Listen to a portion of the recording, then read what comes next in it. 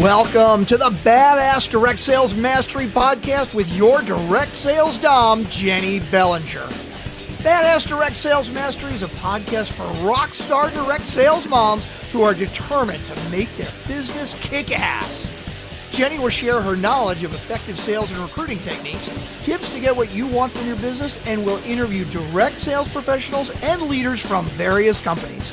The interviews will give insight to how these rock stars got to where they are and where they plan to grow in the future. And now, the direct sales dom, Jennie Bellinger. Welcome back to the Badass Direct Sales Mastery Podcast. I'm your host, Jennie Bellinger, your direct sales dom, helping you whip your business into shape. Today, I have with me, I am so excited to share Robin Keehn with you. I have known Robin for about 18 months now. We met for the very first time at a 3-day workshop that we were both participating in.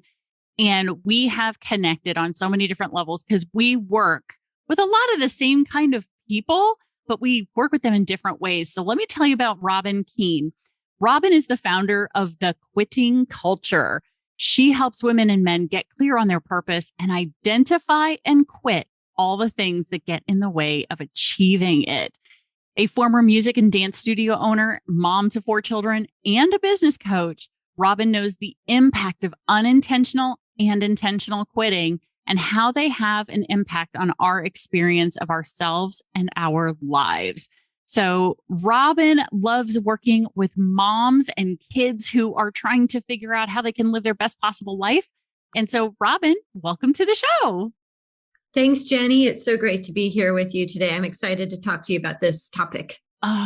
This is a good one. Let me tell you, because this really does feed into the people who, especially the moms who feel like they're running all over and not able to get their network marketing business stuff done, or they feel like they can't really focus on it and because they've got so much else going on for their kids and for themselves. So I'm just so excited to dig into this topic with you because you are the expert on quitting and I love it.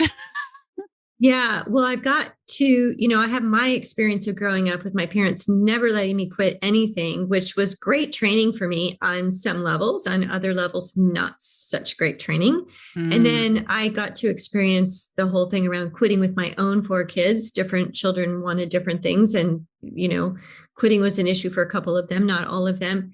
And then having a music and dance studio for over 25 years, my goodness, did I get to see kind of the long-term impact of kids that didn't quit and kids that did quit, and just seeing what gets set up and how it gets set up was fascinating. Of course, I didn't know that's what I was learning, but I was watching it all around me. And as the years go by, you're like, oh, there's a pattern. Oh, there's a pattern here too. And look at that pattern, right? Which you can't see when you're in the middle of it, but you can see it once you've got some hindsight. Yeah, absolutely. So as you've been working with people in this quitting and not quitting culture, let's start with maybe the parents who are working with kids and how they can help their kids with this, because helping your kids identify when it's okay to quit, when it's not okay to quit, what do they, what's their experience? Let's start with that stuff. And then we'll get into the parents doing it, because it's easier, I think, for us to deal with our kids quitting versus our quitting or not. Yeah. So the deal is, Jennie, that kids don't grow up knowing how to complete anything. We don't know that. We learn that from our parents and from other people. And so, in fact, it's very natural for us as we're growing, as we're human beings, to, at the beginning of something, right? We love it. We wouldn't have enrolled or started the thing if we weren't excited usually. So we start off with a bang. We're excited. We're going. So I'd call that a peak experience, right? But then at some point in any long-term relationship, when you're trying to learn something, when you're in a relationship with somebody, when you're a parent, you hit a point where you don't like it. You're not happy. You're not enjoying it for any reason, no reason. It doesn't matter. And then, of course, there are times where you're kind of like, it's okay. It's not great. I don't hate it. It's just okay. That's completely normal.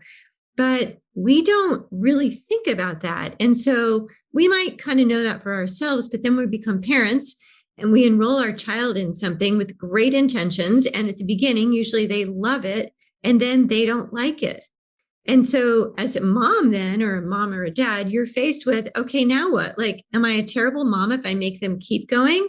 Am I a terrible mom if I let them quit going to this thing? A Well, damned if you do, a damned if you don't, yeah, right? how do you know? How do you know what you should do? So what I really am trying to help people understand is that's normal.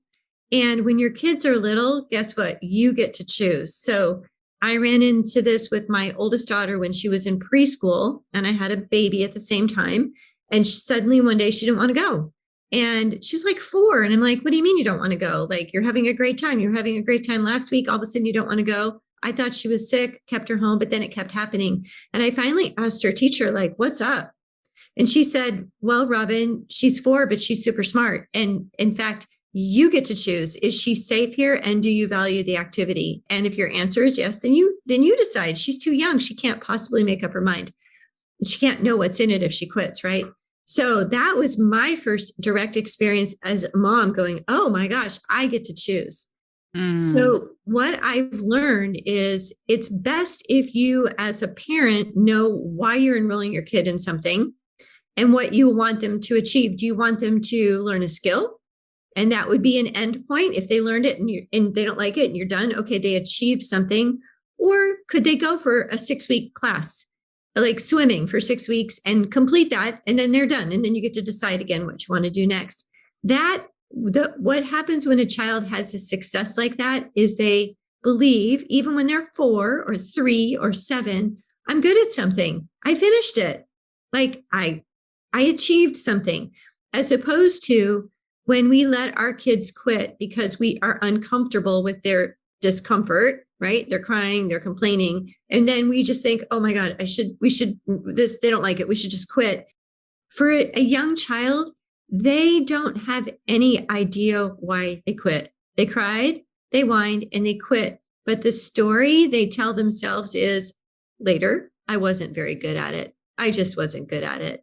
I'm not very good at anything. Actually, I've quit lots of stuff. I just must not be very good.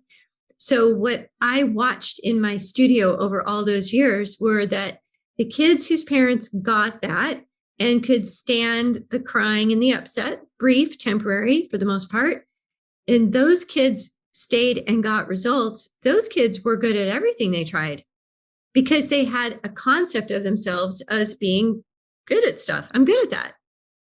And the kids that got to quit and kept trying lots of different things and kept quitting because it's just natural to want to quit at some point, those kids became the teenagers that I watched become super isolated at home, who never wanted to try anything because the story they told themselves was, I'm just not really good at anything.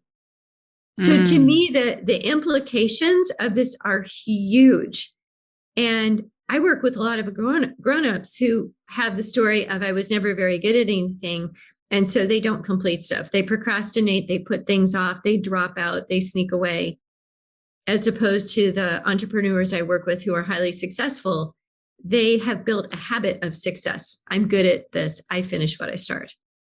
Oh, I love that. Oh my gosh. And even just hearing that, just thinking back to my own childhood, piano lessons was something my parents kept signing me up for. Right. And, even looking back now, it was something, their purpose for me was to get me involved in music. Right. Mm-hmm. I don't know that they necessarily wanted to ensure that I could play the piano per se, but what it did do is I can read music. Yeah. But my brain is not wired in such a way that my right hand and my left hand can play the piano at the same time. I can play one or the other, but it just, no matter how hard I tried. So at some point they did let me stop, but I was 14 before they realized, okay, no, this really isn't going to work, because they watched me struggle. Right. And my brain just wasn't wired that way. But what I got out of it was I can read music. I can use that skill to go sing, which is something I am good at, and was able to translate that skill into something else. So I think if I were to talk to my parents now, they'd say, yeah, we really wish you had learned how to play the piano. Mm-hmm. But I think they would also recognize that I got the skill of reading music. Right. And how long? So I'm curious, how long were you in piano lessons for, Jenny? From the time I was 4 until I was 14. Wow. Okay. Well, that is huge. And kudos to your parents too, because they wanted it so badly for you. right? Mm-hmm.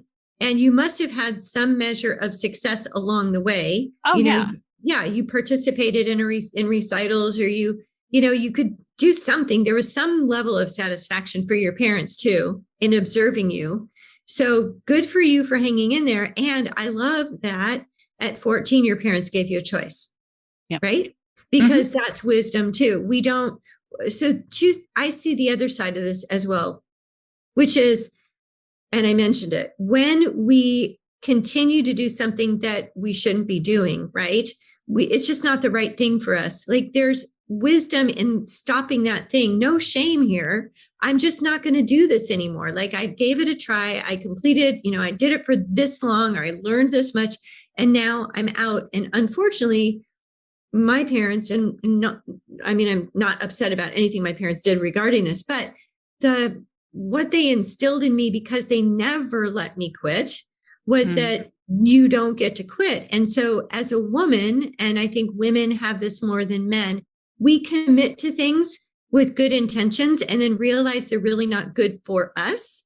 And then we can't quit. And so I'm talking about unhealthy relationships, from unhealthy relationships to crappy jobs to, I don't know, there are a million things that I've signed up for because I thought it was a good idea. And then I'm like, a day in, a week in, a year in, and I'm like, oh, wait a second. Actually, no. Yeah. So how do you quit? Like, I'm on the other side of that now, but I wasn't for a long time. I would call myself an overdoer. I just said yes to everything. And then I overdid it all. And then I finally ended up, wanting to slip away. And that's not good either. So there are two sides. It's not just your kids should do it until they're 30. No, your kids should do it until they've achieved something. You got to figure out what that is, and then involve them in a conversation and teach them how to let go of things and move on to something else that's better for them.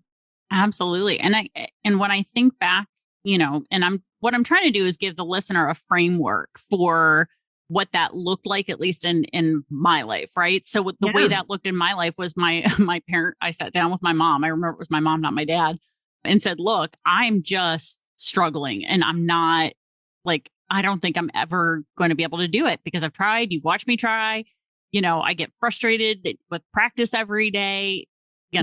It's hard. I'd rather focus on being choir, doing my bowling, and being color guard. Because I was going into high school for being color guard. I'd rather take that time and practice these other things, going bowling, singing. I'd rather take this piano time that's frustrating and whatever. And so we had that conversation. And so she saw that I was taking something that I learned and putting it in place with choir, putting it in place with, going and still utilizing that skill in something that I felt more successful in. Right. So it's having the intention is what you're looking for, is be purposeful in that conversation with your kiddos, and would you say knowing going into it what you hope they will come out of it? 100%. And I think that's something that is problematic for parents is they sign, or I can say we, because I'm a mom, we sign our kids up with good intentions. We're like, oh, I think they're going to love this. But without like a deadline or a skill that we want them to learn, it's so easy to bail when they're not happy. So if I know, hey, I'm signing you up, because my son Tanner played soccer, all of my kids did, except for the youngest one. I'm signing you up for the season of soccer you're in, right? 5 years old, 6 years old, 7 years old, 8 years old, whatever. Yes, we're in. Okay, Tanner, what that means is you're part of a team. And so we are going to stay until the season is over. It's 12 weeks or it's 10 weeks, and then we're done, but we can't quit until that's over. Okay. You understand? Okay, great. Let's do that. So I am clear about what the goal is. He is clear about what the goal is. Now, if he's 4, he's not going to know what that means even. So I have to decide, okay, are we going to play a team sport when he's 4? Probably not, but maybe. But, soccer's like 3 weeks, right? Okay, maybe we can handle 3 weeks or 6 weeks. But I'm being really internally making a decision about what it is that we're there for. What are we there for? If we're in gymnastics, maybe I just want my kid to learn how to do a cartwheel. I can ask at the front desk, how long is that going to take? Well, it takes the average kid 8 weeks. Okay, great. How long am I signed up for? 10 weeks. Okay, great. I think we can do that. But if we go in without knowing what we're up to, the first sign of trouble, we're out, right? I mean, who wants to stay when your kid starts complaining? And I think if we just did that much, that would be a major, major help. And then we can, give our kids a high five. Hey, we did it. You learned how to do a cartwheel, or, you played for the whole season. And we've had that conversation with 3 kids playing soccer. We certainly had the conversation of, you can't quit now. There are a bunch of other kids and a coach that counting on you, right? So those are important things to learn. That too. Absolutely. So now taking that conversation and now let's shift it to these moms who are working in network marketing or direct sales business and also trying to be mom, wife, girlfriend, friend, dutiful daughter, taking care of her parents, possibly participating in the PTA, PTO, all these things. How do we now begin to look at what we're saying yes to now to figure out what do we keep and what do we set aside or plan to set aside? Yeah. And I think that is so hard. And it's hard because we each come with our own, the way that we grew up, the filter that we look through at the world through, right?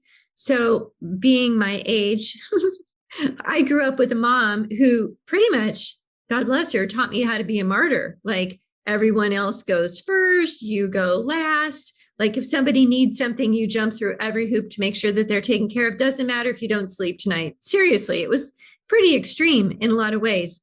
So some of us come with that. Some of us don't come with that, all of that other conversation around, right and wrong and how you should be as a woman in particular.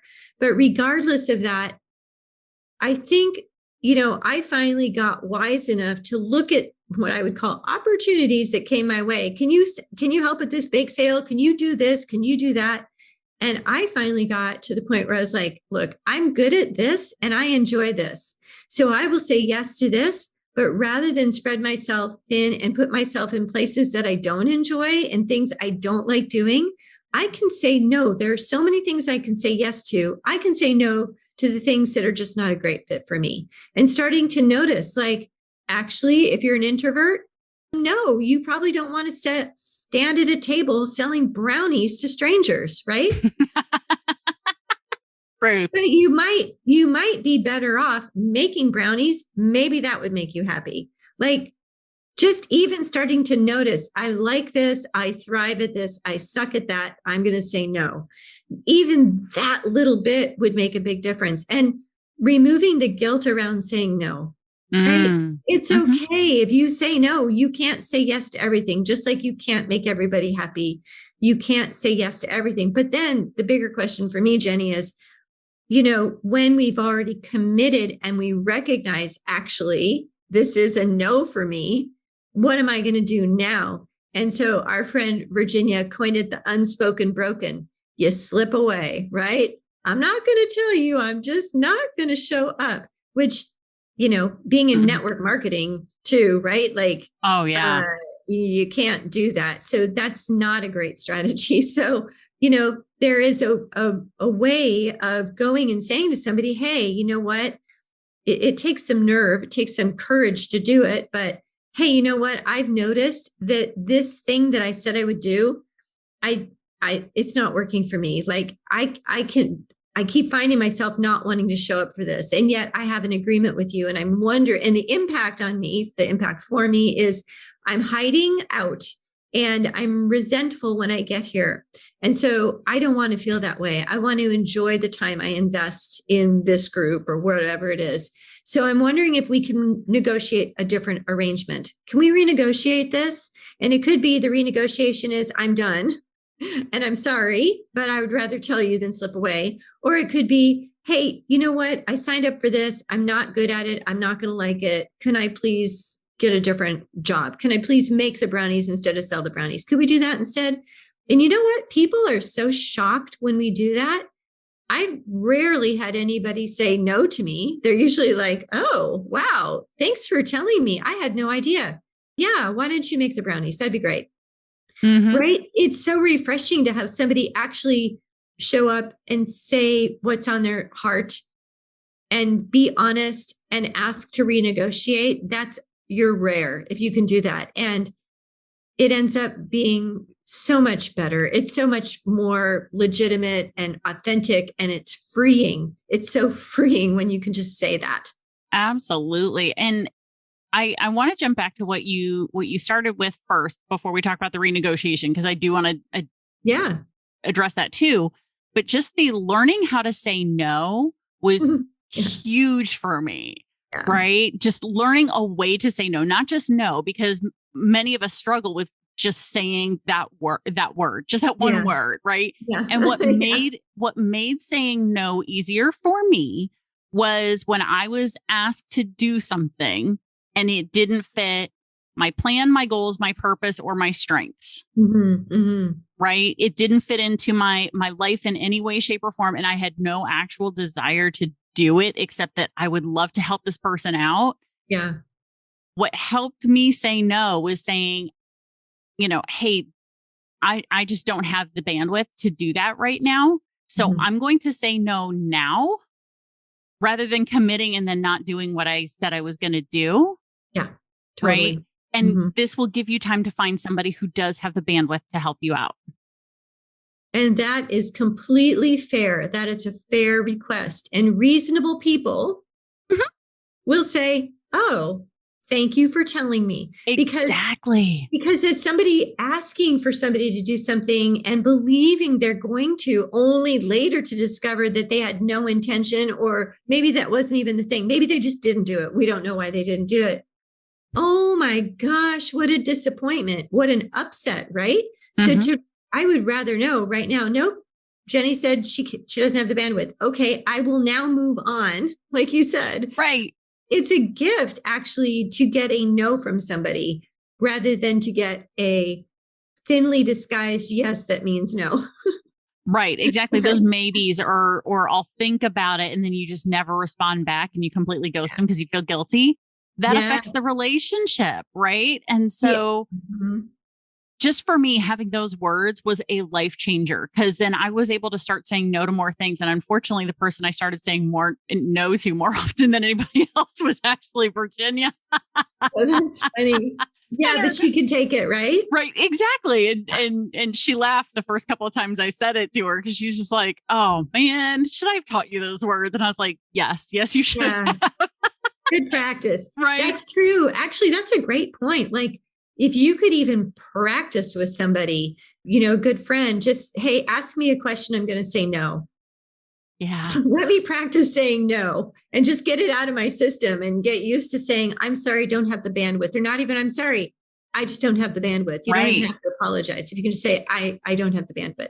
Exactly. You don't have to apologize for it not fitting in. It's okay. Right. So that was a huge thing. So now going back to, so somebody has committed to something before they heard this episode and now they're like, okay, renegotiating what, and you already kind of dug into some ways to renegotiate, but how can you, let's dig into figuring out how this fits in, or because it really helps if somebody can understand why they're renegotiating or why this isn't working for them. Because sometimes we just go, I don't like this and I don't know why, and they don't take the time to figure it out. So what are some of the things that might be fitting into that? Yeah, well, for me, it's how does it make me feel? Like this thing that I said yes to, if I am noticing that I'm dreading it, that I'm not looking forward to it, that I have a stomach ache, that I seem to get a headache every time I think about having to go, that I feel awkward, I feel like I'm not really contributing the way I would like to with my normal attitude or my normal spunk or whatever. Those are all warning signs for me. Like, okay, hang on, Robin, what's actually going on here? What is it? Is it actually something I'm not good at, or am I actually not enjoying the environment? Or do I just feel stressed and anxious because I don't have the actual time to do it? And it's one more thing. It could be any of those things that give me that feeling in my gut, like, oh, not this again. Right. Okay. And I used to have the same rule with my piano students. If you woke me up in the middle of the night, there was a conversation we needed to have, because I really only wanted to think about you when you were sitting on the bench. That was my hard and fast rule. And it's the same kind of thing. It's like, what is this thing that's bothering me? I need to sort it out so I can handle it, because I don't want to be worrying every Thursday at 1:00 that I've got this commitment that is very unnerving and upsetting on some level to me. I need to sort that out, because who wants to have that every week to dread or whatever it is? So I think it's a matter of noticing how you feel and going, oh, it's just not the right fit, or it's just not the right time. And negotiating it is not easy necessarily, but it's necessary, because I don't want to spend that much of my week in anticipation of, the anticipation is probably even worse than whatever this thing was I committed to, right? Absolutely. And I think too, because you said earlier, it takes courage to have that renegotiation conversation. So I want to point out to people, courage does not mean no fear. No. Courage means you have the conversation in spite of the fear, the trepidation you have about having the conversation. And even though you're saying no, most people will respond more favorably to the fact that you actually had the conversation. Thank you for having the conversation. I mean, I've had literally people say thank you to me when I've had to say no to something before, because it did give them time to go find the right person and fill that role.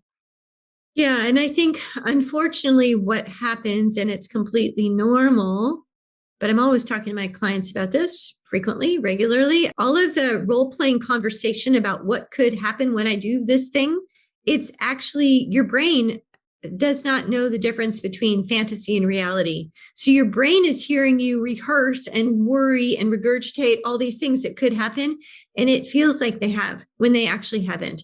So if I can go in to a conversation with as little stuff in my head as possible, like empty my head and don't walk in with assumptions and nervousness, but just openness to, hey, you know what? This is what I've noticed, and this is the impact it's having on me. And because of that, I would like to renegotiate the agreement that I have with you to do this thing. Leave it just big, wide open, no expectations of anybody, and see what happens. It's usually kind of miraculous. And I've had some nothing short of miraculous conversations. And I'm not talking about brownies at a bake sale. I'm talking about big stuff, right? Like big stuff. And having people, just what you said, say, wow. Right. Oh my gosh. Like, I had no idea. Wow. Okay. Let me think about that. Let's talk. And that's a miracle, if you ask me. So I'm saying miracles can happen in transforming even relationships you have with other people when you're willing to take the time and be courageous enough to say what you need. Absolutely. I mean, to be 100% transparent and authentic, I had this type of conversation. This is how my ex-husband and I broke up. We renegotiated our relationship. We just went, I don't think we're married. Yeah, me neither. Okay. So what does this new relationship look like? Yeah, beautiful. Yeah. Right? Having to renegotiate that. So, Robin, thank you so much for sharing this with everybody. And I know that you have some really amazing programs and opportunities out there for people who are trying to learn about these types of things. You've got a podcast.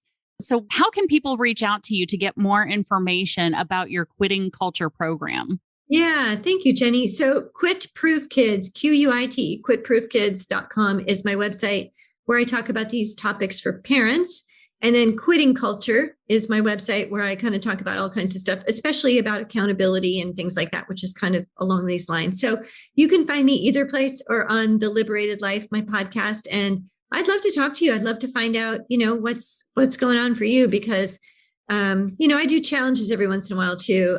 I've done a 5-day detox your to-do list, which is super helpful. And I'm sure I'll run that again. Yeah. I loved that challenge. I had so many people do it. And like in a few minutes a day, say it changed my life. And I'm like, really? So yeah. I'll be doing that one again in Overdoers Anonymous, my Facebook group. Oh yeah, guys, go join Overdoers Anonymous on Facebook. Make sure that Robin's in the group. And I'm also in the group, people, because I did her very first 5-day Facebook challenge. And I'm one of those people who reached out to her and said, whoa, this was eye-opening for me. And it really did help me begin to let some things go and Yeah. also recognize when I was being asked for things. And so I've gotten much better about that. Now, am I still sometimes committing myself to things every once in a while, but nowhere near at the level I used to. So guys, go Awesome. check out Overdoers Anonymous on Facebook. That's probably a great place to connect with me and just say hi. If you come into the group, I have to approve you, but just say that you heard this podcast and say hi, and I'll reach back out to you. And I'll be running another challenge coming up pretty soon. And I'll probably do the detox your to-do list one again, because that one really seems to hit home for most of us overdoers, most of us moms and dads too. Yeah, absolutely. Well, Robin, thank you again for being here. I so appreciate you and sharing your knowledge and experience on this. Thanks, Jenny. It was great conversation with you. Great to see you again. Great to see you again. And Badass crew, you guys know how this goes. Make sure you stay tuned because there's another badass episode on its way. Thanks for listening to the Badass Direct Sales Mastery Podcast with your direct sales dom, Jennie Bellinger. Why are you waiting to go to badassdirectsalesmastery.com? Don't make the dom get her whip. If you enjoyed this episode, make sure to share it with another rock star that you know in direct sales after you subscribe to the podcast so you won't miss any future episodes. You can also check out the show notes for links and any contact information mentioned in today's episode. We'll see you next time.